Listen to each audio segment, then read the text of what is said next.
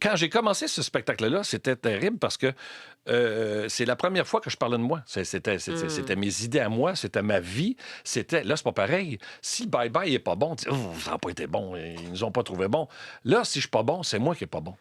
Et j'avais pas pris conscience de ça, parce qu'à un moment donné, quand j'ai commencé la tournée de promotion l'année passée pour en parler, j'ai dit, ah, c'est fantastique, hein, je vais faire un show, ça va être... Puis après ça, là, je me suis dit, ils m'ont dit, oh, ça va bien, ça va bien, on vend des billets. Fait que là, ça vient-tu avec, oh, il faudrait que ce soit bon? Ben, c'est ça.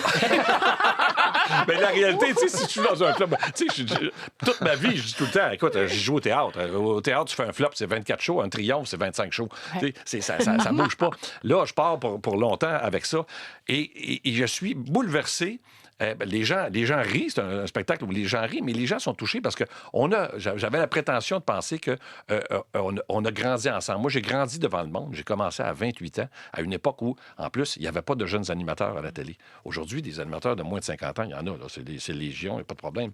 Mais à l'époque, ça n'existait pas. Quand j'ai commencé, c'était un gros pitch de vente, comme on dit à Radio-Canada. On faisait beaucoup confiance à la jeunesse. On ne faisait pas confiance du tout. Il n'y ça. avait aucun animateur de moins de 50 ans quand j'ai commencé à animer des détecteurs de mensonges. Wow. Il y a quelqu'un qui a été visionnaire quelque part, visiblement. Et c'est pas le gestionnaire qui a dit que tu pouvais pas animer. Non. On est d'accord. Mais c'est drôle parce que dans mon spectacle, j'ai un écran, je montre des extraits de trucs. Et par exemple, moi, si on voit ma première semaine des détecteurs de mensonges, je vous dis que c'est des visionnaires. C'est des visionnaires. Parce que moi, je regarde ma première semaine puis je me dis, j'engagerai jamais ce gars-là. Ça prend quelqu'un qui a vu tout ce que j'ai fait puis qui dit, tu vas prendre confiance, tu vas être correct.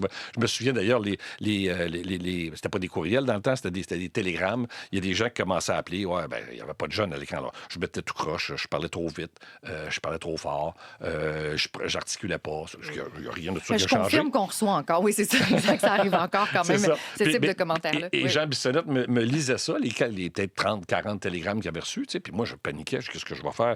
Puis tu fais rien. Voyons, non. L'émission marche. C'est un gros succès. On va pas écouter ce monde-là. Écoute ceux qui t'aiment.